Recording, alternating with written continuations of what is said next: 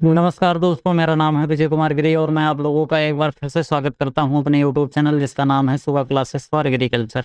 दोस्तों, आज हम लोग पढ़ने वाले हैं हार्टिकल्चर में पोमोग्रेनेट, ग्रेप्स और कोकोनट से रिलेटेड जो क्वेश्चन है, इन सभी क्वेश्चन का हम डिटेल में डिस्कशन करने वाले हैं। क्वेश्चन आपके स्क्रीन पर जैसे ही आएगा आपको क्वेश्चन को पॉज कर देना है, वीडियो को रोकनी है। वीडियो को रोकने के बाद कायदे से इस क्वेश्चन को पढ़ना है, क्वेश्चन को अटेंड करने का प्रयास करना है। पहले खुद क्वेश्चन को अटेंड करो, क्योंकि मेरे केवल यहाँ पर प्रैक्टिस करा देने से आपको कोई फ़ायदा नहीं मिलेगा अगर आप इसको प्रॉपर तरीके से खुद पहले अटेंड करने का प्रयास नहीं करते हो। मैं आप लोगों को पढ़ाना शुरू करूँ उससे पहले बता देता हूँ कि मैंने आप लोगों के लिए एक बहुत ही अच्छा कोर्स लॉन्च कर रखा है। कोर्स का नाम है अल्टीमेट एग्रीकल्चर कोर्स। इस कोर्स के बारे में अगर हम बात करें तो इस कोर्स के अंदर आपको यहाँ पर दिए गए जो सभी सब्जेक्ट्स हैं, ये सभी सब्जेक्ट वही सब्जेक्ट हैं जो आप बीएससी एग्रीकल्चर करते समय पढ़ते हो। और इस कोर्स के अंदर आपको ये सभी सब्जेक्ट बिल्कुल बेसिक से लेकर एडवांस लेवल तक आपको विधिवत तरीके से पढ़ाए जाएंगे। इसके अलावा बेटा यहाँ पर आप लोगों को जो कुछ भी पढ़ाया जाएगा उसका आपको पीडीएफ नोट्स भी दिया जाएगा। और ये जो पीडीएफ नोट्स आपको मिलेगा ये हिंदी और अंग्रेजी दोनों भाषाओं में मिलेगा। तो अगर आप इसको परचेज करना चाहते हो तो इस क्यूआर कोड को स्कैन करके मात्र 1000 रुपये का पेमेंट करके आप इसको परचेज कर सकते हो। बाकी कोर्स से रिलेटेड अधिक जानकारी के लिए मेरा व्हाट्सएप नंबर है 9792771793। मेरे इस व्हाट्सएप नंबर से आप संपर्क करके कोर्स से रिलेटेड जो भी आपको जानकारी प्राप्त करनी है वो सभी जानकारी आप यहाँ से प्राप्त कर सकते हो। चलिए आगे बढ़ते हैं बेटा, देखते हैं सबसे पहला क्वेश्चन क्या कह रहा है। सबसे पहला क्वेश्चन बोल रहा है, among the gynodioecious variety of papaya which specific variety is known for its resistance against nematode. कह रहा है कि पपीते की जो गायनोडायोसियस वेराइटी है उसमें से विशिष्ट किस्म नेमेटोड के प्रति अपनी प्रतिरोधक क्षमता के लिए जानी जाती है। सीधा सीधा पूछ रहा है कि पपाया की ऐसी कौन सी गायनोडायोसियस वैरायटी है जो कि नेमेटोड के प्रति रेजिस्टेंट होती है। आपको केवल यही चीज़ बतानी है, तो इसको आपको ध्यान से समझते हुए चलना है कि इसमें जो बेटा पूसा मैजेस्टी है, पूसा मैजेस्टी एक ऐसी वैरायटी है पपीता का जिसके अंदर किसी भी तरीके से कोई भी आपको नेमेटोड लगने की संभावना नहीं होती है, बोले तो रेजिस्टेंट होती है।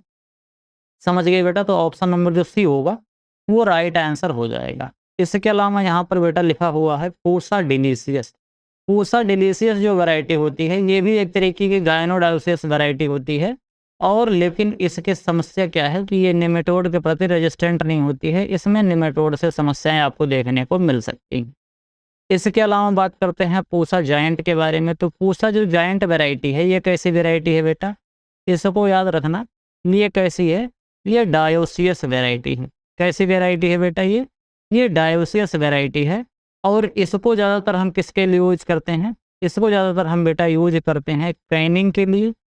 किसके लिए? कैनिंग के लिए। और इसके अलावा कैंडी टूटी फ्रूटी बनाने के लिए। किसके लिए? टूटी फ्रूटी बनाने के लिए इसका इस्तेमाल किया जाता है। इसके अलावा यहाँ पर पूसा नन्हा वैरायटी है। इसको याद करना है, इसको तो बच्चा बच्चा जानता होगा कि ये एक्सट्रीमली डार्क वैरायटी होती है। कैसी होती है? एक्सट्रीमली डार्क वैरायटी होती है। इसकी स्पेसिंग आपको क्या करना है? इसकी स्पेसिंग को आपको कमेंट बॉक्स में छाप देना। आगे बढ़ते हैं, अगला क्वेश्चन देख लेते हैं क्या कह रहा है। यहाँ पर दिया गया है बेटा बहार ट्रीटमेंट। ये आपको यहाँ पर बहार ट्रीटमेंट दिया गया है और यहाँ पर फ्लावरिंग टाइम दिया गया है। किसके लिए दिया गया है? पोमोग्रेनेट के लिए दिया गया है। एक चीज़ मैं बेटा आपसे पूछता हूँ कि पोमोग्रेनेट के अलावा किसी एक फसल का और नाम बताओ जिसके अंदर बहार ट्रीटमेंट होता है। मैं आपको बता देता हूँ कि आखिर ये बहार ट्रीटमेंट क्या होता है। बहार ट्रीटमेंट बेटा, जैसे मान लो हम कोई फसल ग्रो कर रहे हैं, तो जब हम फसल ग्रो करते हैं तो वो जो फसल होती है वो साल भर में 1 बार 2 बार या 3 बार फसलें देती हैं। तो अगर 1 2 या 3 बार फसलें दे रही हैं तो उसी हिसाब से इसको हम बहार ट्रीटमेंट में रखते हैं। जैसे अम्बे बहार होता है, मृग बहार होता है, हस्त बहार होता है। तो ये 3 तरीके के बहार ट्रीटमेंट आपको देखने को मिलते हैं। तो ये आपको एक तो पोमोग्रेनेट के अंदर देखने को मिलता है, और इसके अलावा जो गुआवा होता है, अमरूद जिसे कहते हैं, अमरूद के अंदर भी बेटा ये बहार ट्रीटमेंट आपको देखने को मिलता है। तो यहाँ पर क्या कह रहा है कि ये बहार ट्रीटमेंट जो होता है, जैसे अम्बे बहार है, मृग बहार है और हस्त बहार है, इसके फ्लावरिंग टाइम के बारे में आपको बताना है। तो इसको आपको ध्यान से समझना है कि बेटा अम्बे बहार है, तो अम्बे का क्या मतलब होता है? अम्बे जो शब्द है ये आम से मिलता जुलता हुआ शब्द है। तो इसको आपको याद रखना है कि जब आम के अंदर फ्लावरिंग होती है, जब आम के अंदर इन्फ्लोरेसेंस निकलते हैं, उसी समय पर इसके अंदर भी इन्फ्लोरेसेंस निकलना शुरू होंगे। और आम के अंदर कब निकलता है? आम के अंदर जो जनवरी-फरवरी का महीना होता है, उस महीने पर फ्लावरिंग होती है। और इसके बाद मार्च-अप्रैल के महीने से फिर हमको मार्केट में आम के फ्रूट देखने को मिलने लगते हैं। समझ गए?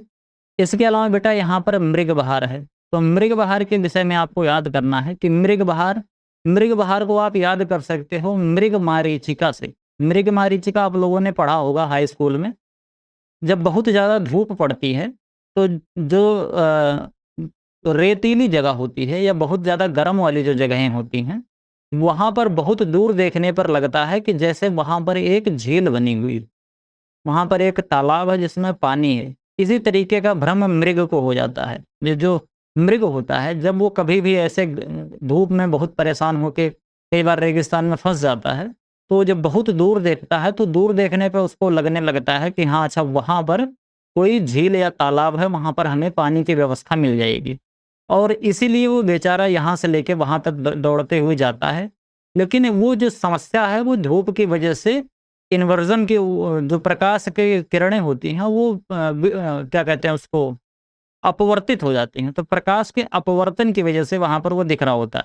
जैसे-जैसे वो झील की तरफ आगे बढ़ता जाता है, वैसे-वैसे झील भी आगे तरफ बढ़ती जाती है। और वो तब तक दौड़ता रहता है जब तक पानी की कमी से वो मर नहीं जाता है। तो इसी को बेटा मृग मारीचिका कहते हैं। तो मृग से मृग मारीचिका याद करना, और याद करना कि ये जो चीज़ होती है मृग मारीचिका, ये आपको कब देखने को मिलेगी? बिल्कुल स्वाभाविक सी बात है कि गर्मी में देखने को मिलता है। तो मृग बहार इसी तरीके से याद कर लेना, तो जो जून जुलाई का टाइम होता है, उस समय पर यहाँ पर फ्लावरिंग होती है। समझ गए? इसके अलावा अगर इसमें आप 2 महीने ऐड कर दोगे, तो आप 2 से 3 महीने इसमें ऐड कर दोगे, तो आप इसमें क्या निकाल ले जाओगे? तब आप निकाल ले जाओगे इसमें इसकी फ्रूटिंग का टाइम, क्योंकि फ्लावरिंग होता है, फिर फ्रूटिंग होने के बाद मार्केट में ये मिलने लगता है। इसके बाद क्या आता है बेटा? हस्तबहार आता है। तो जो बच गया उसको हस्तबहार याद कर लेना। सितंबर-अक्टूबर का महीना ये होता है। समझ गए? तो ए किस पे जा रहा है बेटा? ए जा रहा है सेकंड पर, तो ए सेकंड पर बी में जा रहा है और ए सेकंड में डी में जा रहा है। यानी कि सी भी गलत हो गया और ए भी गलत हो गया। 2 तो गलत हो गए। बी किस पे जा रहा है? बी जा रहा है थर्ड पर, तो बी थर्ड पर यहाँ जा रहा है और ये भी गलत हो गया। तो ऑप्शन नंबर जो बी है, वो बिल्कुल राइट ऑप्शन हो जाएगा। समझ गए बेटा? अगर आपसे कोई पूछे कि इसमें अम्बे बहार, मृग बहार और हस्त बहार में से सबसे बढ़िया कौन-सा होता है? तो आपको याद रखना है कि जो ये अम्बे बहार होता है, अम्बे बहार की बेटा एक क्वालिटी होती है कि इसके अंदर जो आपको फ्लावरिंग देखने को मिलती है, इसके अंदर बेटा फ्लावरिंग भी ज़्यादा होती है। और अगर फ्लावरिंग ज़्यादा होगी तो बिल्कुल स्वाभाविक सी बात है कि हमको हाई यील्ड भी देखने को मिल जाता है। समझ गए? इसके अलावा अगर कोई पूछे कि बहुत अच्छी क्वालिटी का कौन-सा नहीं होता है, तो जो मृग बहार होता है जून जुलाई वाला, ये वाला बहुत अच्छी क्वालिटी का नहीं होता है। और इसके पीछे रीज़न भी है। रीज़न क्या है? कि जब बेटा फ्लावरिंग का टाइम आता है, तो फ्लावरिंग के टाइम पर फ्रूट फ्लाई का बहुत ज़्यादा आक्रमण हो जाता है। इसके अलावा और भी जो अलग-अलग तरीके के इंसेक्ट होते हैं, आप लोगों ने देखा होगा कि बरसात के टाइम पर इंसेक्ट की पॉपुलेशन बढ़ जाती है। और जो ये इंसेक्ट होते हैं, ये हमारे फ्रूट की क्वालिटी को ख़राब करते हैं। इसके अलावा मिठास भी कम कर देता है, जब बरसात होती है बार-बार और ह्यूमिडिटी जो होती है, ये मिठास भी कम कर देती है। तो इस वजह से ये जो जून जुलाई वाला होता है, ये सबसे कम मतलब इसकी क्वालिटी बहुत कम होती है। इसके अलावा अगर हस्तबहार के बारे में बात करें, तो हस्तबहार का जो फ्रूट होता है, वो बहुत अच्छी क्वालिटी का होता है। अगर कोई पूछे कि सबसे एक्सीलेंट क्वालिटी का फ्रूट कब देखने को मिलता है, तो आपको याद रखना है कि जो हस्तबहार होता है, इसका फ्रूट बिल्कुल एक्सीलेंट क्वालिटी का होता है। कैसा होता है? एक्सीलेंट एक्सीलेंट क्वालिटी का आपको ये देखने को मिल जाएगा। समझ गए बेटा यहाँ तक बात? इसके अलावा आगे बात करते हैं, अगले क्वेश्चन की तरफ चलते हैं। अगला क्वेश्चन क्या है? कह रहा है consider the following statement regarding guava cultivation. यहाँ पर बेटा हमको गुआवा कल्टीवेशन से संबंधित कुछ जानकारियाँ दी गई हैं। पढ़ेंगे और पढ़ के पता करेंगे कि आखिर इसमें से गलत कौन सा है। एक-एक करके पढ़ते हैं। सबसे पहले देखेंगे किसको? कह रहा है कि stooling is consider the most common and cheapest method of guava propagation. जो स्टूलिंग होता है, ये मोस्ट कॉमन मेथड और सबसे चीपेस्ट मेथड होता है गोवा प्रोडक्शन के लिए, गोवा के प्रोपोगेशन के लिए। ये बात बिल्कुल सही है। स्टूलिंग को बेटा हम माउंड लेयरिंग भी कहते हैं। क्या कहते हैं इसको? इसको हम माउंड लेयरिंग के नाम से भी जानते हैं। बाकी इसके बारे में मैंने आपको डिटेल में अपने कोर्स के अंदर पढ़ाया हुआ है, अल्टीमेट एग्रीकल्चर कोर्स में भी पढ़ाया है। इसके अलावा एक कॉम्पिटिटिव बुक ऑफ एग्रीकल्चर की जो नेमरा सुंदा जी वाली सीरीज है उसमें भी बताया है। और इसके अलावा बेटा जो मैंने इंस्टेंट हार्टिकल्चर के 2 वॉल्यूम पढ़ाए हैं ना, एक पहला पार्ट जो है उसमें मैंने फ्रूट के बारे में पढ़ाया है, दूसरे पार्ट में मैंने वेजिटेबल्स के बारे में पढ़ाया है। तो वहाँ पर जो पहला पार्ट है उसकी जब आप सीरीज देखोगे, पूरा प्लेलिस्ट बनी तैयार है यूट्यूब पर, वहाँ पर देखोगे तो वहाँ पर मैंने हर क्रॉप के बारे में, हार्टिकल्चर वाले सब के बारे में डिटेल में पढ़ा रखा है। तो वहाँ पर मैंने माउंड लेयरिंग, जिसको स्टूलिंग कहा जाता है, इसके बारे में मैंने वहाँ पर बताया है। फिलहाल यहाँ पर ये जो बात है बिल्कुल सही है, इसमें कोई समस्या नहीं है। इसके अलावा क्या कह रहा है? कह रहा है कि guava plant are highly susceptible to soil salinity but can easily tolerate soil acidity. ये बात जो कहा जा रहा है बेटा, ये उल्टा कहा जा रहा है, क्योंकि जो गुआवा होता है ये सैलिनिटी को क्या करता है, ये सैलिनिटी को तो सैलिनिटी के प्रति ये टॉलरेट होता है, लेकिन जो एसिडिटी होती है उसके प्रति ये क्या होता है, एसिडिटी के प्रति ससेप्टेबल होता है। तो अगर यहाँ पर लिख दिया जाए कि guava plant are highly susceptible to soil acidity, यहाँ लिख दिया जाए soil acidity but can easily tolerate soil salinity. Soil salinity, soil salinity का मतलब क्या होता है? लवणता। ये लवणीय अगर कोई मिट्टी है तो वहाँ पर ये प्रॉपर तरीके से आप इसकी खेती कर सकते हो, 7 से ऊपर पीएच जाएगा तो कोई दिक्कत वाली बात नहीं होती है। लेकिन अगर वो 6 से नीचे गया तो काम खराब करने लगता है। समझ गए? तो ये बात बेटा उल्टा लिखी थी, इस वजह से ये हो गई गलत। इसके अलावा क्या है?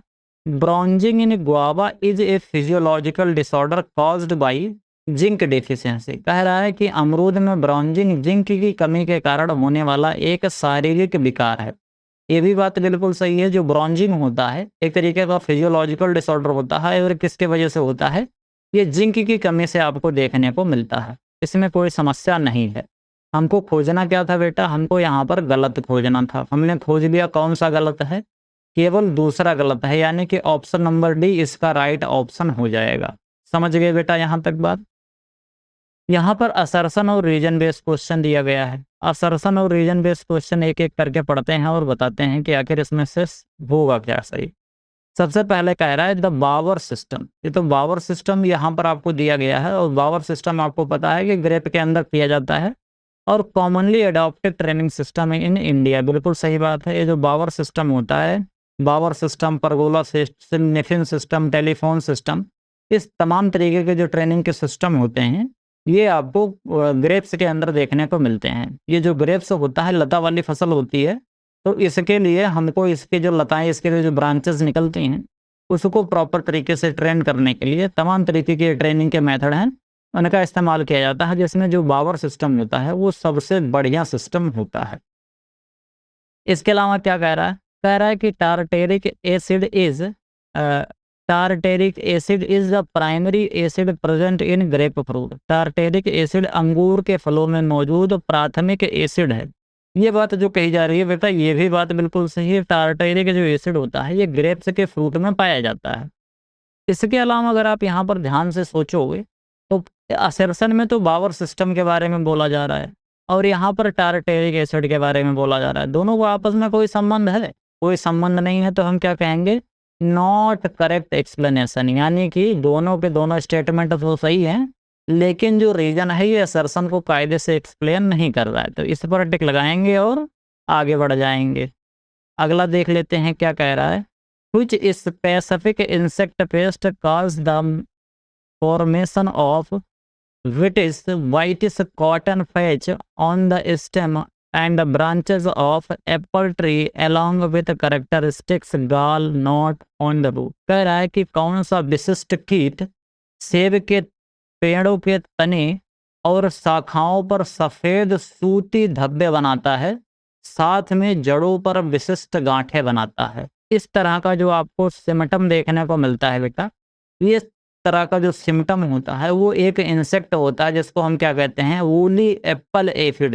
ये जो ऊली एप्पल एफिड होता है, इसी की वजह से आपको इस तरह की समस्याएं देखने को मिलती हैं। इसमें क्या होता है, एक व्हाइटिश कॉटन पैचेस ये स्टेम के अंदर, ब्रांचेस के अंदर देखने को मिलने लगती हैं। और इसके अलावा जो एप्पल होता है, एप्पल की जो रूट्स होती है, वहाँ पर आपको गाल और नॉट्स देखने को मिल जाते हैं। इसकी अगर हम बात करते हैं, इसका साइंटिफिक नेम क्या है, जो एप्पल वुडी एफिड है, तो इसका नाम क्या होता है, एरियोसोमा लैंगिगेरम होता है। क्या होता है, एरियोसोमा लैंगिगेरम। इसको आप ध्यान से याद कर लेना। क्या होता है बेटा, एरियोसोमा, एरियोसोमा लैंगिगेरम। समझ गए। इसके अलावा बेटा यहाँ पर लिखा हुआ है सैन जोन स्केल। ये जो सैन जोन स्केल होता है, इसकी वजह से आपको स्केली अपीयरेंस देखने को मिलने लगता है। कहाँ पर देखने को मिलता है, जो रेड एरिया होता है एप्पल का, वहाँ पर आपको ये देखने को मिल जाता है, सैन जोन स्केल। समझ गए। एक चीज़ आप बताओ बेटा कि ये जो सैन जोन स्केल बीमारी होती है, ये सैन जोन स्केल बीमारी किसकी वजह से होती है? बोले तो फंगस की वजह से, बैक्टीरिया की वजह से, किसकी वजह से होती है? कमेंट में इसको छाप देना। समझ गए बेटा। इसके अलावा आगे बात करते हैं, अगला क्वेश्चन देखते हैं। अगला क्वेश्चन क्या है, which of the following pair regarding where variety and their specific characteristics is incorrectly match. कह रहा है कि बेर की किस्मों और उनकी विशिष्ट विशेषताओं के संबंध में निम्नलिखित में से कौन सा जोड़ा गलत तरीके से सम्मिलित है। 4 दिया गया है, एक एक करके पढ़ते हैं। सबसे पहले क्या दिया गया है, डोडिया।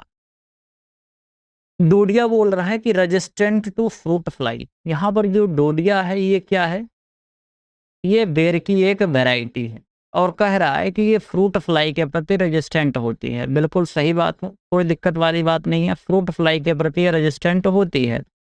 इसका आपको नाम पता है बेर की फ्रूट फ्लाई का? बेर का जो फ्रूट फ्लाई होता है बेटा, इसका नाम होता है कारपोमिया बैसोबियाना। क्या होता है, कारपोमिया बैसोबियाना।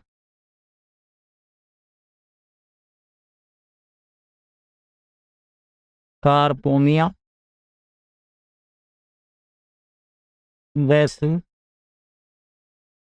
कारपोमिया बैसोबियाना। इसके अलावा बेटा क्या है, इलायची है। इलायची भी एक वैरायटी है बेर की। कह रहा है कि फाउंड पोलन स्टेरिलिटी, इसके अंदर पोलन स्टेरिलिटी पाई जाती है, यानी कि इसका जो मेल होता है, इसका जो पोलन होता है, वो काम का नहीं होता है। काम का मतलब वो फर्टिलाइजेशन कराने में अक्षम होता है, वो फर्टिलाइजेशन नहीं करा सकता। ये बात जो कही जा रही है बेटा, ये भी बिल्कुल सही है, इसमें भी कोई दिक्कत नहीं है। इसके अलावा क्या है, सेब। सेब भी एक वैरायटी है और ये कह रहा है कि मिड मैच्योरिटी वाली वैरायटी है। ये बात जो कहा जा रहा है बेटा, ये गलत है। आप चाहे बेटा सेब की बात कर लो, चाहे एक वैरायटी है गोला, और चाहे एक वैरायटी है कैथाली। क्या है, कैथाली। ये सभी जो वैरायटीज़ होती हैं, ये कैसी होती हैं बेटा, ये सभी के सभी अर्ली वैरायटीज़ होती हैं। ये कभी भी मिड या लेट वैरायटीज़ नहीं होती हैं। तो आपको इसको याद रखना है कि सेब है, गोला है, कैथारी है, ये सभी के सभी अर्ली वैरायटीज़ होती हैं। समझ गए बेटा यहाँ तक। इसके अलावा बात करते हैं जो मिड वाली वैरायटीज़ होती हैं, जैसे मिड सीजन में जो मैच्योर होती हैं। तो मिड सीजन में मैच्योर होने वाले आपको याद रखना है, एक वैरायटी तो बेटा है मुंडिया, एक कौन सा है, एक है बेटा जोगिया, एक है बेटा बनारसी। समझ गए। और एक है मेहरून। ये सभी जो वैरायटीज़ होती हैं, ये मिड सीजन की वैरायटीज हैं बेर की। समझ गए। तो इसमें गलत कौन सा था, ऑप्शन नंबर सी इसमें गलत था, तो इस पर टिक लगाएंगे और आगे बढ़ जाएंगे। उमरान क्या है, उमरान ओरिजिनेटिंग फ्रॉम राजस्थान। ये जो उमरान वैरायटी है, ये एक तरह की बेटा लेट मैच्योरिटी वाली वैरायटी है। कैसी है ये लेट मैच्योरिटी वाली वैरायटी होती है। तो ये लेट मैच्योरिटी वाली वैरायटी है और राजस्थान में ये ओरिजिनेट हुई है। मज़ा आया यहाँ तक। आगे बढ़ते हैं, अगला क्वेश्चन देखते हैं क्या कह रहा है। The Ojing of a brown liquid, the Ojing of A brown liquid commonly refers to as gummosis is a characteristic damage symptom of which cotton paste। कह रहा है कि भूरे रंग के तरल पदार्थ का रिसाव, जिसे आमतौर पर गुमोसिस कहा जाता है, किस नारियल कीट के नुकसान का एक विशिष्ट लक्षण है। सीधे सीधे पूछ रहा है कि एक तरीके से ब्राउन कलर का लिक्विड निकलने लगता है कोकोनट से, जिसको आगे चलकर हम गमोसिस बोलते हैं, वो निकलता है और क्या होता है, वो गोंद जैसा वो वैसे हार्ड सा होता जाता है, चिपचिपा सा हो जाता है। मतलब ऐसे आप समझो कि जैसे उसके अंदर निकलता है, नीम के अंदर निकलता है, नीम में गमोसिस पाई जाती है, उसी तरीके से होता है। बाकी मैंने उसमें पैथोलॉजी में पढ़ाया है गमोसिस क्या होता है। इसमें ऐसे समझो कि कोई एक जो लेटेक्स निकलता है, रेजिन निकलता है, वो रीजन आगे चलकर सूख जाता है, तो उसी को गमोसिस बोलते हैं। ये गमोसिस जो बोल रहा है, ये गमोसिस जो होता है पाइनएप्पल के अंदर, ओ सॉरी कोकोनट के अंदर, वो किसकी वजह से होता है, यहाँ पर वही पूछा जा रहा है। तो आपको याद रखना है कि जो रेड पाम वीविल होता है, ये वीविल क्या करता है, ये वीविल छेद कर देता है, और जब ये छेद करता है तो इसी की वजह से आपको समस्याएं देखने को मिलती हैं। समझ गए? तो इसीलिए गमोसिस जो होता है इसी की वजह से होता है, यानी हमारा ऑप्शन नंबर जो डी है वो बिल्कुल राइट ऑप्शन हो जाएगा। समझ गए यहाँ तक? आगे बढ़ते हैं, अगला क्वेश्चन देख लेते हैं क्या कह रहा है। Match list first, match list second. First list में क्या है, फिजियोलॉजिकल डिसऑर्डर है। दूसरे में क्या है बेटा, कॉजल न्यूट्रिएंट्स हैं। ये कॉजल न्यूट्रिएंट्स यानी कि इनके डिफिशियंसी से होने वाली बीमारियां हैं। एक एक करके पढ़ते हैं, बहुत महत्वपूर्ण है। Hen and chicken disease in grape, grape के अंदर जो हैन और चिकन डिजीज आपको देखने को मिलता है, ये किसकी वजह से होता है, वैसे डिजीज नहीं है बेटा, ये डिसऑर्डर है। मैं कई बार भावनाओं में बह के मैं इसको डिसऑर्डर बोल दे, डिजीज बोल देता हूँ। तो कुछ बच्चे समझ रहे हो ना, दोष दर्शन करने वाले, फिर वो कहने लगते हैं कि डिजीज और डिजीज और उसके अलावा डिसऑर्डर में डिफरेंस नहीं पता है, क्या कर रहे हो, मतलब बात समझा करो। डिसऑर्डर होता है अगर किसी न्यूट्रिएंट की वजह से, एनवायरमेंटल फैक्टर, ह्यूमिडिटी, टेम्परेचर की वजह से हो रहा है तो डिसऑर्डर होता है। डिजीज जो होता है जिसका एक कॉजल ऑर्गेनिज्म होता है, समझ पा रहे हो, ये कोई कॉजल ऑर्गेनिज्म होगा, चाहे माइकोप्लाज्मा लाइक ऑर्गेनिज्म होगा, चाहे बैक्टीरिया होगा, चाहे फंगस होगा, चाहे इसके अलावा वायरस होगा, वायरॉइड्स होगा, किसी भी तरीके से कोई एक कॉजल ऑर्गेनिज्म होगा जिसकी वजह से बीमारी होती है। डिसऑर्डर के लिए कोई कॉजल ऑर्गेनिज्म नहीं होता है, एक एनवायरमेंटल फैक्टर होता है। समझ पा रहे हो? इसके अलावा जो इंसेक्ट पेस्ट होते हैं तो आपको पता ही है, बाकी एंटोमोलॉजी में पढ़ा रहा हूँ, अल्टीमेट एग्रीकल्चर कोर्स में, वहाँ पर मैंने डिटेल में समझाया है कि कैसे कैसे क्या होता है। तो यहाँ पर बेटा कह रहा है कि हैन और चिकन जो डिजीज होती है वो किसकी वजह से होती है, तो आपको याद रखना है कि हैन और चिकन डिजीज जो होती है बेटा, वो बोरान के डेफिशिएंसी से होती है। समझ गए? किसकी वजह से होती है, बोरान की कमी से आपको ये देखने को मिलता है। इसके अलावा अगला देखते हैं क्या कह रहा है। अगला है calyx end rot in grapes. Grapes के अंदर जो कैलेक्स एंड रॉट होता है ये किसकी वजह से होता है, ये होता है बेटा कैल्शियम की डेफिशिएंसी से। इसके अलावा फ्रूट क्रैकिंग एंड पोमोग्रेनेट, जो ये फ्रूट क्रैकिंग होता है किसके अंदर, पोमोग्रेनेट के अंदर, ये किसकी वजह से होता है बेटा, इसको आपको याद रखना है। कई बार ये कैल्शियम की कमी से होता है, बोरान की कमी से, और इसके अलावा पोटेशियम के डेफिशिएंसी से भी आपको ये देखने को मिलता है। ये मल्टी न्यूट्रिएंट डिजीज, मतलब एक तरीके से प्रॉब्लम इसके अंदर देखने को मिलती है, तो लोड नहीं लेना है बिल्कुल। आगे देखते हैं क्या कह रहा है। कह रहा है कि ब्रॉन्जिंग इन गुआवा, गुआवा के अंदर जो ब्रॉन्जिंग होती है वो किसकी वजह से होती है, जिंक की वजह से होती है। अभी थोड़ी देर पहले ही मैंने इस चीज़ को बताया था। तो ए किस पे जा रहा है बेटा, थर्ड पर जा रहा है, तो ए थर्ड पर यहाँ जा रहा है, ए थर्ड पर यहाँ जा रहा है, ए गलत हो गया और डी भी गलत हो गया। बी किस पे जा रहा है बेटा, बी जा रहा है फर्स्ट पर, तो बी फर्स्ट पे यहाँ जा रहा है, यानी ये भी गलत हो गया। हमारा ऑप्शन नंबर सी जो है वो बिल्कुल राइट ऑप्शन हो जाएगा। समझ गए बेटा यहाँ तक? अगला क्वेश्चन देखते हैं क्या कह रहा है। Consider the following statement regarding pomegranate Punica granatum. अनार के संबंध में निम्नलिखित कथनों पर विचार करना है और विचार करके क्या बताना है कि करेक्ट कौन सा है। चलिए देखते हैं क्या कह रहा है। Anthocyanin is the primary pigment responsible for red colour in pomegranate. इसको अभी मैंने आप लोगों को शायद 2-3-4 लेक्चर पहले जब मैं पोमोग्रेनेट पढ़ा रहा था, इन पिगमेंट पढ़ा रहा था, तो कौन सा कोई क्वेश्चन था उसमें मैंने पिगमेंट बताया था। क्या था याद नहीं आ रहा है अभी, मुझे लग रहा है शायद पिछला लेक्चर था या इससे पिछला वाले लेक्चर में मैंने क्वेश्चन पूछा था, तो उसमें बताया था कि एंथोसाइनिन की वजह से लाल कलर आपको देखने को मिलता है, पिंक कलर देखने को मिलता है, ब्लू कलर देखने को मिलता है, एंथोसाइनिन की वजह से होता है। समझ गए? इसके अलावा क्या कह रहा है, pomegranate is a highly water intensive crop and is very susceptible to drought condition. कह रहा है कि अनार एक अत्यधिक जल गहन फसल है और सूखे के प्रति बहुत संवेदनशील होती है। कहने का मतलब ये है कि यहाँ पर कह रहा है कि पोमोग्रेनेट को बहुत ज़्यादा पानी चाहिए और बहुत ज़्यादा पानी अगर नहीं मिलेगा तो इसका सत्यानाश हो जाएगा। बिल्कुल गलत बात है बेटा, क्योंकि जो पोमोग्रेनेट होता है वो हाईली ड्रॉट टॉलरेंट क्रॉप होती है। कैसी होती है? हाईली ड्रॉट टॉलरेंट होती है। Highly highly drought tolerant highly drought tolerant crop होती है। ये बात हो जाएगी गलत, यहाँ पर ये जो पूरी कहानी लिखी गई है, समझ गए? बाकी ये पहला स्टेटमेंट तो सही ही था। दूसरा कह रहा है क्या? द वाइल्ड टाइप ऑफ अनार इज लोकली नोन एज दारू। जो जंगली प्रकार का अनार होता है उसको दारू के नाम से जाना जाता है। बिल्कुल सही है, कोई दिक्कत वाली बात नहीं है। तो क्या हो जाएगा? करेक्ट हो जाना था, पहला और तीसरा सही है। पहला और तीसरा ऑप्शन नंबर ए बिल्कुल राइट ऑप्शन हो जाएगा। अगला क्वेश्चन देखते हैं क्या कह रहा है। which variety of आंवला heavily suffered from the physiological disorder known as fruit necrosis and is alternatively named Francis? कह रहा आंवला की कौन सी किस्म फलों के क्षय नामक शारीरिक विकार के अत्यधिक ग्रस्त रहती है और इसे वैकल्पिक रूप से फ्रांसिस नाम दिया गया? सीधा सीधा ये पूछ रहा है कि एक ऐसी वैरायटी है आंवला की जिसको हम फ्रांसिस के नाम से जानते हैं और इसके अंदर फ्रूट नेक्रोसिस डिसऑर्डर बहुत ज़्यादा देखने को मिलता है। यही सीधा सीधा यहाँ पर पूछा जा रहा है। तो आपको याद रखना है कि जो हाथी झूल होता है, हाथी झूल को ही हम क्या बोलते हैं बेटा?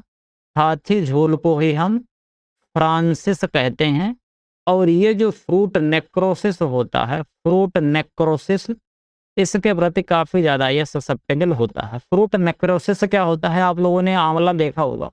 जब बेटा फ्रूट नेक्रोसिस होता है तो आंवले की जो स्किन होती है वो स्किन अंदर को धंस जाती है और हल्का सा कैसा हो जाता है, वाटरी टाइप का अपीयरेंस हो जाता है, बहुत पिलपिला सा हो जाता है। उसी को नेक्रोसिस बोलते हैं। समझ गए? इसके अलावा बात करते हैं बेटा, यहाँ पर लिखा हुआ है बनारसी। तो जो बनारसी होता है ये मुरब्बा मेकिंग के लिए बहुत अच्छी वैरायटी होती है।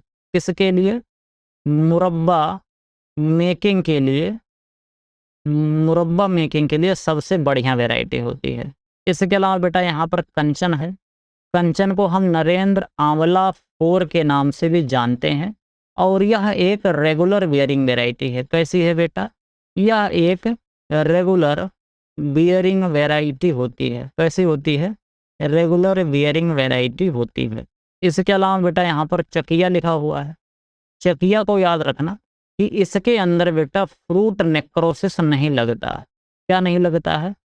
इसके अंदर फ्रूट नेक्रोसिस वाली समस्या देखने को नहीं मिलती है। फ्रूट नेक्रोसिस से ये फ्री होता है। समझ गए? इसको याद रखना कि फ्री होता है, फ्री फ्रॉम फ्रूट नेक्रोसिस। समझ गए? तो ऑप्शन नंबर बी पे टिक लगाएंगे और आगे बढ़ जाएंगे। यहाँ पर क्या दिया गया है? In guava the practice of taking a winter crop instead of rainy season crop is known as crop regulation. कह रहा है कि जो गुआवा होता है, गुआवा के अंदर हमको विंटर की क्रॉप लेनी चाहिए। क्यों? क्योंकि ये बेस्ट होता है। हमें रेनी सीजन वाली क्रॉप नहीं लेनी चाहिए क्योंकि ये वर्स्ट होता है, ये सबसे ज़्यादा खराब होता है। सबसे ज़्यादा अगर खराब होगा तो हम क्या करेंगे? हम इसको अवॉइड करेंगे कि ये ना लिया जाए। इसी को कहा जाता है क्रॉप रेगुलेशन। बिल्कुल सही है, इसी को क्रॉप रेगुलेशन बोलते हैं। This practice is primarily adopted to escape the severe attack of fruit fly. जैसे मैंने आप लोगों को बताया था ना, अभी पोमोग्रेनेट पढ़ा रहा था, कि जो बेटा रेनी सीजन होता है, रेनी सीजन में फ्रूट फ्लाई का अटैक ज़्यादा देखने को मिलने लगता है और जिसकी वजह से ये फसल काफ़ी ज़्यादा ख़राब हो जाती है। इसके जो अंडे होते हैं और इसके जो बच्चे होते हैं फ्रूट फ्लाई के या अमरूद के अंदर आपको देखने को मिलते हैं। कई बार ऐसा होता है कि अमरूद जब आप बाहर से देखोगे तो बढ़िया सा लगेगा, अंदर देखोगे कीड़ा रहेगा और कई बार खाते खाते तो दांत में भी आ जाता है। तो इस वजह से बरसात का अमरूद खाना भी नहीं चाहिए और बरसात का अमरूद खरीदना भी नहीं चाहिए और मीठा भी नहीं होता है। मतलब सबसे बेकार क्वालिटी का जो रेनी सीजन वाला अमरूद होता है वही होता है। रेनी सीजन वाला अमरूद बोले तो मृग बहार वाला अमरूद। समझ पा रहे हो? इसको लोड नहीं लेना कायदे से। तो ये बात जो कहा जा रहा है बेटा ये भी सही है और ये भी सही है। अब अगर आप ध्यान से पढ़ोगे तो यहाँ पर क्या कह रहा है कि विंटर सीजन वाला हमें लेना चाहिए, रेनी सीजन वाला नहीं लेना चाहिए। क्यों? क्योंकि रेनी सीजन में फ्रूट फ्लाई का आक्रमण ज़्यादा होता है और क्वालिटी ख़राब कर देता है। तो हमारे क्यों का आंसर ये दे रहा है, तो क्यों का आंसर दे रहा है, तो ऑप्शन नंबर ए इसका राइट आंसर हो जाएगा। बिल्कुल लोड नहीं लिया। क्या कह रहा है कि which specific bacterial pathology which specific bacterial pathogen is responsible for causing the highly destructive fire blight disease in Apple और पियर। एप्पल और पियर के अंदर बेटा फायर ब्लाइट डिजीज लगती है और ये एक तरीके का बेटा बैक्टीरियल डिजीज होता है। सबसे पहली बार रिपोर्ट किया गया bacterial disease fire blight of Apple होता है और कहीं कहीं पर इसी को फायर ब्लाइट ऑफ पियर लिख के लोगों को कंफ्यूज कर दिया जाता है। तो बिल्कुल याद रखना, चाहे फायर ब्लाइट ऑफ एप्पल की बात हो और चाहे फायर ब्लाइट ऑफ पियर की बात हो, दोनों की दोनों बातें बेटा एक ही के लिए होती हैं। तो आपको इसको बिल्कुल लोड नहीं लेना है, ये बात बिल्कुल सही है। चाहे एप्पल बोल दो चाहे पियर बोल दो, समझ पा रहे हो। तो यहाँ पर सीधा सीधा पूछ रहा है कि उसका नाम क्या है, तो उसका नाम याद करना कि एर्विनिया एमाइलोवोरा जो होता है वो फायर ब्लाइट एप्पल का बोटेनिकल नेम होता है। समझ गए। इसके अलावा यहाँ पर क्या लिखा है, बेंटूरिना सबन्यूक्वेलिस। तो ये बेंटूरिना सबन्यूक्वेलिस होता है बेटा एक तरह का ये फंजाई होता है। क्या होता है बेटा, ये फंजाई होता है और ये क्या करता है, ये बेटा एप्पल के अंदर स्केब वाली बीमारी लगाता है, एप्पल स्केब। इसके अलावा एग्रोबैक्टीरियम ट्यूमिफिकेंस होता है, ट्यूमिफेसियंस होता है। इसको याद रखना कि जो क्राउन गाल वाली बीमारी होती है ना, कौन सी, जो क्राउन गाल वाली बीमारी होती है किसके अंदर होती है बेटा, ये एप्पल के अंदर होती है और बैक्टीरिया की वजह से होने वाली बीमारी है। इसका ये साइंटिफिक नेम होता है।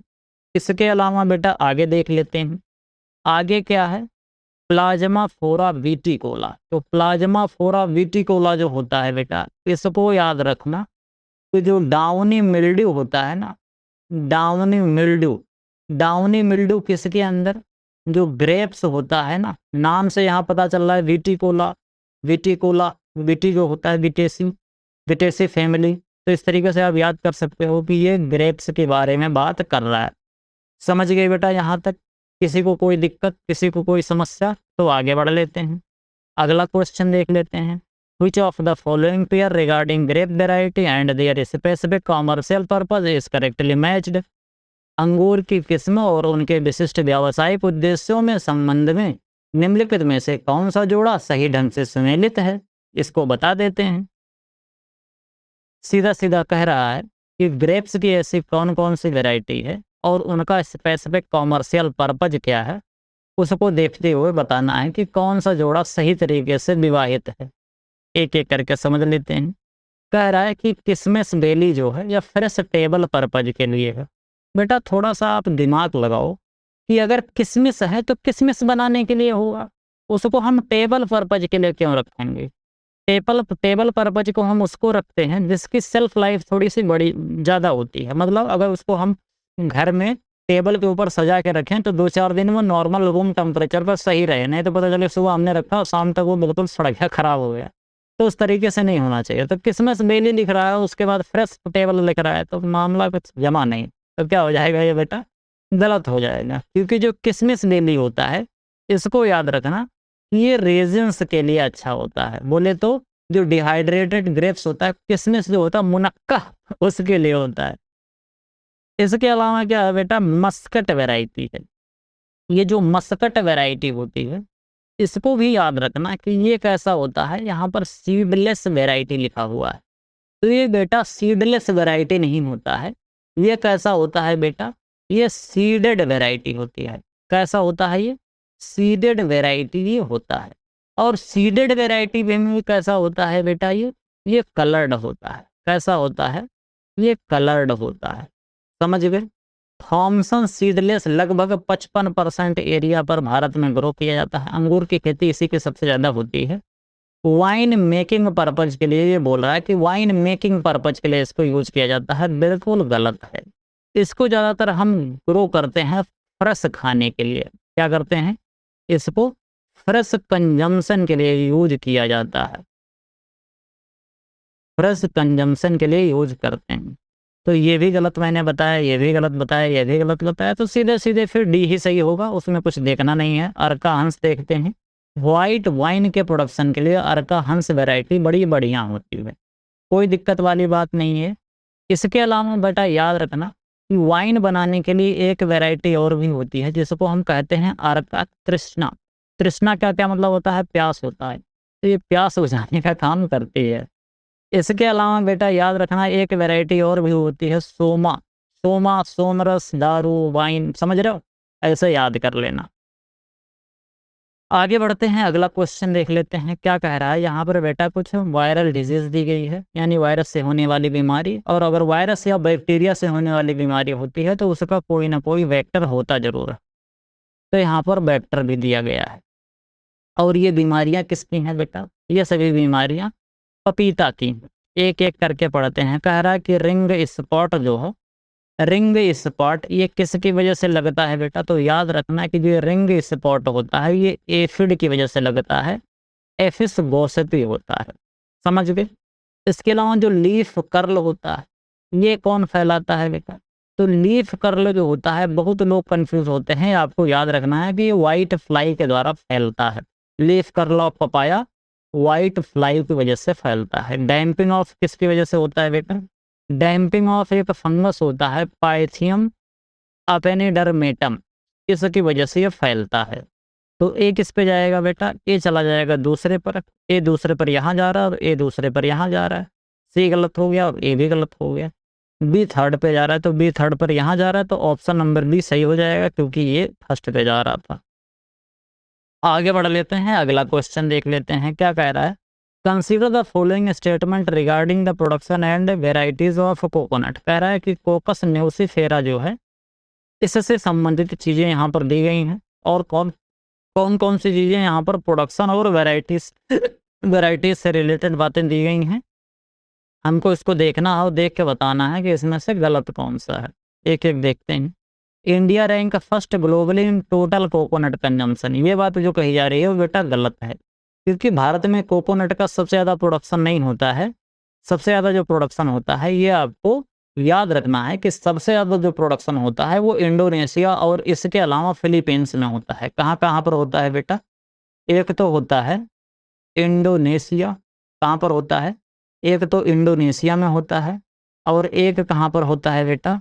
एक होता है फिलीपींस में। फर्स्ट पे इंडोनेशिया, सेकंड पे फिलीपींस, और तीसरे पे फिर अपना इंडिया आएगा। यहाँ तक किसी को कोई दिक्कत? कह रहा है कि Kerala hold the largest share 42% total coconut products. बात बिल्कुल सही है, केरला में सबसे ज़्यादा कोकोनट का प्रोडक्शन होता है। Chowghat, green dwarf and Pratap are the important cultivated variety of coconut. ये भी बात बिल्कुल सही है।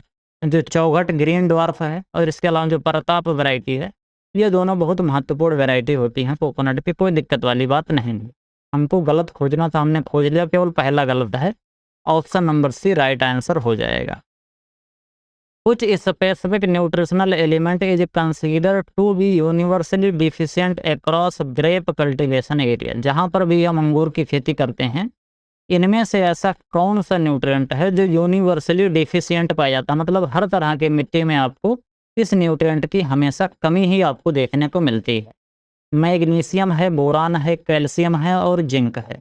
याद रखना कि जो मैग्नीशियम होता है ये यूनिवर्सली डिफिशिएंट होती ही होती है। जहाँ पर भी हम ग्रेप्स की खेती कर सकते हैं वहाँ पर इसकी कमी पाई ही जाती है मैग्नीशियम की, इसीलिए हमको मैग्नीशियम को अलग से यूज करना पड़ता है। समझ गए बेटा? इसके अलावा बोरान की कमी से हैन और चिकन बीमारी होती है, ये मैंने आपको बता दिया था। कैलेक्स एंड रॉट कैल्शियम की वजह से होता है, इसको भी मैंने बता दिया था। बाकी जिंक की कमी से होने वाला खैरा बीमारी होता है, धान के अंदर होता है, और ब्रॉन्जिंग गुआवा के अंदर आपको बता दिया था। ये सभी जानकारी मैंने आप लोगों को दे दी थी। यहाँ तक किसी को कोई दिक्कत? लोड नहीं लेना है, आगे बढ़ लेते हैं, अगला क्वेश्चन देख लेते हैं। कह रहा है कि the pomegranate variety Amli Dana originated from the USA and producers extremely large fruit average 700 gram in weight. कह रहा है कि भारत की अनार की किस्म अमली दाना की उत्पत्ति संयुक्त राज्य अमेरिका से हुई है और यह औसतन 700 ग्राम वजन के अत्यधिक बड़े फल पैदा करती है। ये बात जो कही जा रही है बेटा ये गलत है। और ये बेटा गलत क्यों है?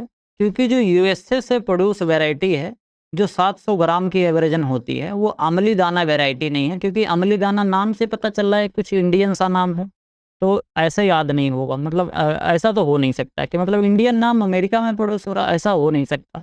तो याद रखना, एक वैरायटी है जिसको हम क्या कहते हैं, जिसको हम बेटा बोलते हैं वंडरफुल। वंडरफुल जो वैरायटी है वो अमेरिका में प्रोड्यूस किया गया वाली वैरायटी है। अमेरिका में इसको प्रोड्यूस किया गया था और इसका जो एक फ्रूट होता है 700 ग्राम बड़ा सा फ्रूट होता है। तो ये बात हो गई गलत। इसके अलावा अमली दाना is a new pomegranate variety hybrid developed by crossing of Ganesh और नन्हा वैरायटी। गणेश और नन्हा से क्रॉस करके इसको बनाया गया है। ये बात याद रखना, ये बात सही है। अब यहाँ पर नन्हा है, पूसा नन्हा नहीं है, नहीं तो सोच लो फिर वो पपीते पे चले जाओ। तो ये बात जो है ये सही है, यानी कि रीजन सही है, असर्शन गलत है। तो assertion false and reason true, option number जो डी होगा ये बिल्कुल राइट ऑप्शन हो जाएगा। समझ गए बेटा? यहाँ तक किसी को कोई दिक्कत लोड तो नहीं ले रहे हो? आगे बढ़ लेते हैं। क्या है कह रहा है कि which of the following pair regarding major insect pest and their corresponding host fruit crop is incorrectly match. Which of the following pair regarding major insect pest and their corresponding host fruit crop is incorrectly matched? कह रहा है कि प्रमुख कीटों और उनकी संबंधित फसल के संबंध में निम्नलिखित कथनों में से कौन सा जोड़ा गलत तरीके से सम्मिलित जोड़ा या गलत है? बोले तो मिसमैच हो गया है। देख लेते हैं। कह रहा है कि बार कीटन जो कैटरपिलर है ये आपको आंवला के अंदर देखने को मिलता है। बिल्कुल सही है, कोई दिक्कत वाली बात नहीं है। बार कीटन कैटरपिलर ही आपको आंवला के अंदर देखने को मिलता है। स्टम्प को काफ़ी ज़्यादा खाता है, खा खा के वो बुरादा बना देता है। इसके अलावा क्या है, सैन जोन स्केल आपको ग्रेप्स के अंदर देखने को मिलता है। ये क्या है, ये बेटा जो बात कही जा रही है वो गलत है, क्योंकि सैन जोन स्केल आपको याद रखना है कि जो सैन जोन स्केल होता है ये किसके अंदर होता है बेटा? ये तो एक तो एप्पल के अंदर होता है। इसके अलावा याद रखना पियर के अंदर होता है। पियर के अलावा पीच के अंदर होता है। इसके अलावा टी मॉस्किटो बग यहाँ पर बोल रहा है कि गुआवा के अंदर होता है। तो ये बात जो कहा जा रहा है बेटा ये भी बिल्कुल सही है। इसके अलावा क्या है, अनार बटरफ्लाई। अनार जो बटरफ्लाई है पोमोग्रेनेट में लगता है, नाम से पता चल रहा है अनार है तो अनार में ही तो लगेगा। तो गलत कौन सा हो गया? हमको गलत खोजना था। गलत केवल ऑप्शन नंबर जो बी है वही हो जाएगा। यहाँ पर देखते हैं क्या कह रहा है। फॉलोइंग स्टेटमेंट रिगार्डिंग बेर के कल्टिवेशन से जिजिफस मोरिटियाना से संबंधित चीज़ें दी गई हैं, हमको यहाँ पर करेक्ट बताना है।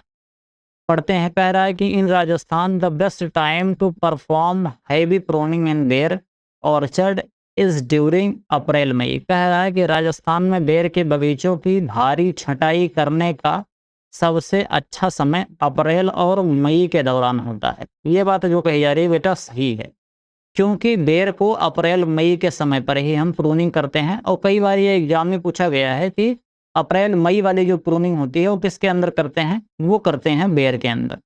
इसके अलावा क्या है, powdery mildew is a serious disease in बेर कॉज्ड बाय फंगस ओडियम जुजुबी। ये बात जो कही जा रही है बिल्कुल सही है। ओडियम जुजुबी की ये जो होता है वो एक तरीके का फंगस होता है और इसी की वजह से आपको पाउडरी मिल्डू डिजीज बेर के अंदर देखने को मिलती है। इसके अलावा क्या है, Umran is a popular early maturing variety of बेर दैट ओरिजिनेटेड फ्रॉम राजस्थान। कह रहा है कि उमरान बेर की एक लोकप्रिय जल्दी पकने वाली किस्म है जिसकी उत्पत्ति राजस्थान में हुई है। तो इसको थोड़ी देर पहले ही मैंने आप लोगों को बताया था, और जो बताया था वो क्या बताया था कि उमरान जो वैरायटी है वो राजस्थान में ओरिजिनेट तो हुई है, लेकिन वो अर्ली वैरायटी नहीं है। वो कैसी है बेटा? वो लेट वाली वैरायटी है। थोड़ा सा यहाँ पर खेल हो गया था। क्या हो गया था? केवल ये लेट अगर लग गया होता यहाँ पर अर्ली की जगह पर तो मामला सेट हो जाता, लेकिन यहाँ पर मामला गड़बड़ हो गया। समझ गए? तो ये गलत हो गया। बाकी ये भी सही है और ये भी सही है। हमको करेक्ट खोजना था, पहला और दूसरा सही है, तो पहला दूसरा यानी ऑप्शन नंबर डी इसका राइट आंसर हो जाएगा।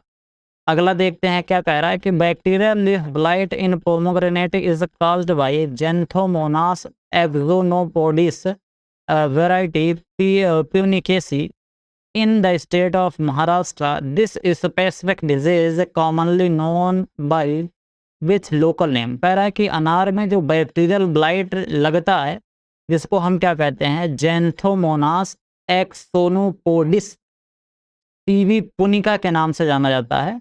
ये राजस्थान महाराष्ट्र में विशिष्ट बीमारी को आमतौर पर स्थानीय नाम से जाना जाता है। सीधे-सीधे पूछ रहा है कि जो ज़ैंथोमोनास एक्सोनोपोडिस पुनिकेस जो होता है, इसको महाराष्ट्र में किस नाम से जाना जाता है? तो याद रखना बेटा, इसको हम महाराष्ट्र में टेल्या के नाम से जानते हैं। किसके नाम से जानते हैं बेटा? टेल्या के नाम से इसको जाना जाता है। बाकी गूंटी क्या होता है? गूंटी को हम बेटा मारकोटेज बोलते हैं, एयर लेयरिंग बोलते हैं, नीचे के अंदर इसको किया जाता है। इसको हिंदी में एयर लेयरिंग को हिंदी में गूंटी कहा जाता है। बाकी दारू क्या होता है? दारू आपको याद रखना है कि जो वाइल्ड टाइप का अनार होता है, उसको हम दारू बोलते हैं। मुरब्बा क्या होता है? मुरब्बा याद रखना कि मुरब्बा जो बनारसी वैरायटी होती है आंवला वाली ना, उसको हम मुरब्बा बनाने के लिए इस्तेमाल करते हैं। बोले तो एक तरीके का या एक तरीके का क्या होता है, अ, आंवला का एक प्रिजर्व आइटम होता है। फूड प्रोसेसिंग के बाद इसको बनाया जाता है। इससे पिकल होता है, जैम होता है, जेली होता है, मार्मलेट्स होता है। इसी तरीके से मुरब्बा भी बनाया जाता है। समझ गए बेटा यहाँ तक बात? तो आई होप आपको वीडियो पसंद आया होगा। वीडियो पसंद आया हो तो वीडियो को लाइक करिए, चैनल को सब्सक्राइब करिए, दोस्तों के साथ शेयर कीजिए। आपके जो सुझाव हैं कमेंट बॉक्स में ज़रूर लिखिए। एक निवेदन आप लोगों से है कि अगर आप लोगों ने चैनल को सब्सक्राइब नहीं किया है तो प्लीज़ चैनल को सब्सक्राइब ज़रूर कर लीजिए। क्योंकि मैंने ऐसा देखा है कि बच्चे तो यहाँ पर जितने भी देखते हैं, उसमें से मात्र केवल 30% बच्चों ने इस चैनल को सब्सक्राइब कर रखा था। इतना बड़ा तो बेटा चैनल है नहीं।